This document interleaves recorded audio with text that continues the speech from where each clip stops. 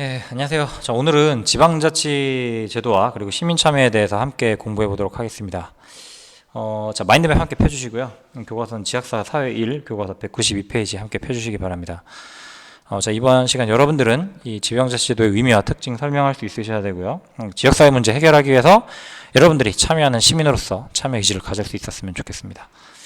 자, 마인드맵 이렇게 보시면 자, 지방자치 제도라는 걸 한번 뜻을 직역을 해드리도록 할게요.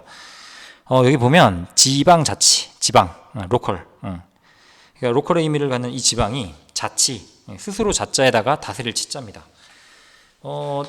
즉 독립된 성격을 갖고 그 지방의 사물을 그 지방 주민들이 스스로 처리를 하는 것이라고 생각을 하면 돼요. 그래서 보통 이제 사전에는 어떻게 나오냐면 일정 지역의 주민들이 그 지역의 공공 문제를 자주적으로 처리하게 하는 방식. 이거를 이제 지방자치의 정의로 보고 있는 겁니다. 자, 예를 하나 좀 들어볼게요. 자, 우리 동네에 어떤 구간이 좀 자주 막혀요. 그리고 사고가 자꾸 나요. 근데 그 일을 중앙정부에서, 청와대에서, 중앙행정부에서 사람을 파견해서 문제를 파악하고 해결하면 시간이 오래 걸릴까요? 적게 걸릴까요? 근데 반대로 우리 동네 사람이 이 지역 사람들이 조사해서 바로 조치하는 게 빠를까요? 아무래도 지역 사람이 그 일을 더 잘 파악하고 좀 효율적으로 처리할 것이라는 생각이 아마 드실 겁니다. 그래서 해당 지역 주민이 이렇게 정치에 참여할 기회를 확대하고 주민 자신도 그리고 지역 주민임을 체험할 수 있기 때문에 이걸 우리는 풀뿌리 민주주의 혹은 민주주의 학교라고 이제 별명을 붙인 겁니다. 그래서 지방자치제도는 이렇게 이제 붙이기도 한데요. 자, 교과서 192쪽을 한번 봐볼게요. 자, 192쪽을 봐보면 거기 그림이 하나 나오죠. 여기 이제 도서관 관련된 내용이 나오는데 좀 학교 끝나고도 도서관 이용해보고 싶다. 그래서 연장해주세요 라고 이제 민원실에 찾아갔어요. 그랬더니 시청 직원들이 이렇게 좀 논의하는 것 같아요. 받아들여졌네요. 자, 지역 주민들의 요구가 있었고 이걸 이 지역에서 스스로 해결한 사례가 될 겁니다. 자, 그러면 여러분들도 여러분들이 사는 지역의 문제가 뭔지를 한번 고민해 주시고요. 그걸 여기다가 좀 메모해 주세요. 저는 개인적으로 여기 광진구 중국동 우리 학교 일대가 좀 주차장이 부족한 것 같아가지고 이걸 썼고요. 여러분들의 의견을 아무튼 써주시기 바라고. 자, 그 다음에 지방자치 제도라는 게 무엇이냐? 자, 그 정의가 이렇게 나와 있습니다. 그래서 그 지역의 사물을 자율적으로 처리하는 제도를 지방자치제도라고 하는데 특징을 보게 되면 여기 이렇게 나옵니다. 자, 중앙집권에 대비되는 의미로서의 지방자치. 중앙의 집권, 권력이 집자가 모일 집자예요. 즉 중앙정부에 집중된 권력을 이렇게 분산하는 형태로서의 지방자치라는 특징이 있고요. 직업공무제 하에서는 관료제적 권력분리다라고 해서 우리 중앙직 공무원도 있고요. 그리고 지방직 공무원도 있거든요. 그럼 그 지방직 공무원은 그 지방에 임용이 되어서 평생 이제 거기에서 그 지방에 관한 사무를 처리하는 거예요. 그러면은 아무래도 더 전문적이 되겠죠. 그 지역에 관해서는. 세 번째는 주민이 정치에 참여하는 기회를 확대하는데 민주정치로서의 의미도 있고요. 수직적 임의와 권력 분립 기억하시죠? 우리 저번에 이거 우리 민주정치의 4개 원리를 배웠는데 그 중에 이제 수평적 임의와 권력 분립이 입법부, 행정부, 사법부의 3권 분립이고 수직적 임의와 권력 분립이 지방자치다라고 해서 막 국가, 중앙정부와 지방정부가 위아래로 나눠져 있는 권력이 나눠져 있는 상태라고 얘기했는데 그런 수직적 임의 권력 분립의 이념도 실현할 수 있는 게 바로 지방자치제도의 특징입니다. 그러면 지방자치제도가 처음에는 사실 이제 바로 받아들여졌던 건 아니에요. 그래서 뭐 역사를 이제 보게 되면 52년에 처음 시행은 했거든요. 근데 예전에 독재 시절에는 지방에서 그 지방 일을 알아서 한다는 개념이 좀 약했어요. 항상 좀 중앙의 지시를 좀 받아야 된다는 생각들을 했는데 근데 좀 얼마 안 가가지고 또 역시나 또 61년에 5.16 군사정변 아시죠? 그래서 이때 중단이 됐고요. 이후에 한 87년 6월 민주항쟁으로 헌법이 개정되었고 95년에 지방자치제도가 좀 본격적으로 시행되었습니다. 자, 이때 찬성론자와 반대론자들의 얘기를 이렇게 들어본 거예요. 자, 이렇게 한번 읽어보시고 자, 찬성론자들 입장에서는 주권자의 책임식도 높아질 수 있다. 그래서 지역 주민들도 다 주권자 아니냐. 그럼 그들의 책임심도 높아지고 지역 간의 불균형한 문제를 그 지방에 있는 사람들이 직접 해결을 하게 되면 불균형 문제도 해결할 수 있다라는 게 찬성 측 입장이었고 근데 반대 측은 아니야. 아직 우리 시민들이 그럴 수준이 아니야. 라고 해서 시민의식이 부족하며 그럼 가난한 지역은 돈이 없으니까 더 개발도 못하겠네? 라고 하면서 가난한 지역에 더욱 낙후될 가능성을 얘기를 했었습니다. 자, 그럼 이 외에도 사실 이미 지방자치제도라는 게 정착이 됐다는 거는 이게 어느 정도는 긍정적인 측면이 더 많기 때문에 반대 측 의견보다 그래서 이제 통과가 될 텐데 자, 주민이 정치 권력을 가까이서 감시할 수 있어요. 이제 그 워치의 개념이죠. 그러니까 우리 시의원, 도의원님들이 다 우리 동네 사람들이잖아요. 우리 동네에서 사람을 한 명 뽑아서 보내는 거니까. 그래서 그 감시하기도 훨씬 편하고요. 그러다 보니까 감시를 많이 받게 되면 정치 부패를 줄일 수 있다는 장점도 있습니다.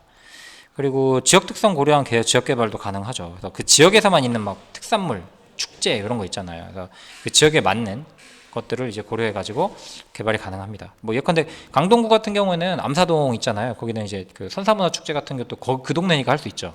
선사 유적지가 있으니까 그런 거고, 뭐 선생님이 사는 예전에 동네에서는 서귀포시에서는 예전에 뭐 한치 축제도 하고요. 그리고 뭐 방어 축제도 하고요. 그런 해산물이 잘 나니까 이제 그런 축제도 하는데, 그건 다 지방자치제도가 자신들의 사물을 이렇게 직접 처리하니까 가능한 거라고 생각을 하시면 됩니다. 자, 그러면 다음 페이지 봐주세요. 194쪽에 보면 여기 이제 우편 이제 봉투가 나오죠. 보면 이 주소를 우리가 이렇게 쓰잖아요. 이렇게 쓰는데 앞에 게 광역자치단체, 뒤에 게 기초자치단체라고 보시면 돼요. 자, 그러면 여러분들이 속해 있는 거, 일단 우리 기준으로 얘기하면 학교를 기준으로 할게요. 우리 학교가 있는 데가 서울특별시 광진구 중곡동이에요.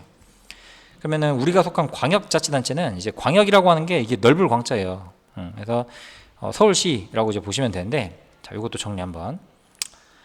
자, 지방자치단체가 있는데, 지방자치제도 하에서 지방자치단체가 있는데 그 종류가 두 가지예요.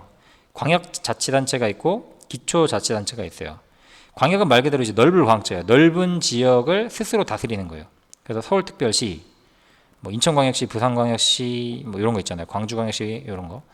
그다음에 경상남도, 경상북도, 뭐 저기 경기도, 강원도, 뭐 제주특별자치도 이런 도가 있잖아요. 그 도가 있고요. 특별자치시랑 특별자치도는 하나씩밖에 없어요. 세종특별자치시고요. 그다음에 제주도는 제주특별자치도. 그래서 이제 특별자치도 자치법에 따라 가지고 이게 만들어진 것들이고. 자, 의결기관으로서 이제 지방의회가 있는데, 쉽게 얘기하면 국회가 있으면은 행정부가 있잖아요. 그러니까 지방에도 마찬가지예요. 지방의 의회, 지방의 국회가 지방의회예요. 의결기관으로서. 그래서 서울에는 서울시의회가 있고요. 집행기관은 우리가 그 행정부의 짱이 대통령이잖아요. 그것처럼 지방의 대통령, 지방자치단체장이 있는데 그게 서울특별시장, 우리는 이제 박원순 시장님 계시고, 그다음 기초자치단체는 그 다음 하위 단계. 그래서 서울특별시, 우리는 광진구잖아요. 광진구예요, 기초자치단체가. 그래서 의결기관으로서는 지방의회인데 이건 광진구의회가 있겠죠.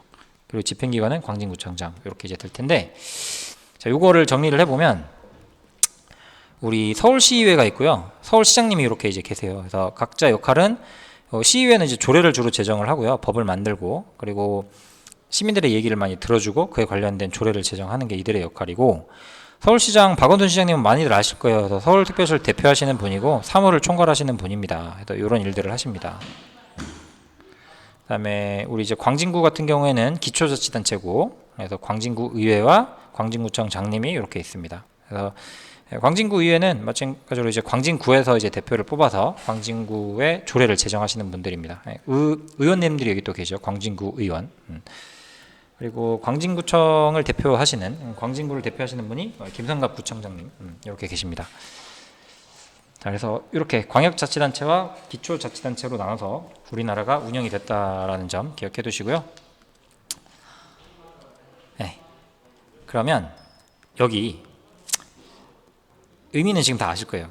그래서 여러분들이 속한 곳이 서울특별시 광진구, 뭐 서울특별시 강남구, 뭐 이렇게 해서 어떻게 나눠지는지 좀 아실 거고, 그럼 지금까지는 이런 제도를 얘기했다면 우리 주제 중에 하나가 시민의 참여잖아요. 어떻게 하면 여러분들이 좀 참여할 수 있는지에 대해서 고민을 해봅시다 얘기를 했는데, 크게 공청회라고 해가지고 이게 퍼블릭 히어링이라 그래서 퍼블릭 히어링, 공공한테 듣는다라는 건데, 시장님이나 의원님들, 의회 의원님들, 지방의회 의원님들이 마음대로 정책을 결정하는 게 아니라 진짜 삶의 현장에서 계신 분들의 얘기를 충분히 들어야 되잖아요. 그때 하는 게 바로 공청회예요.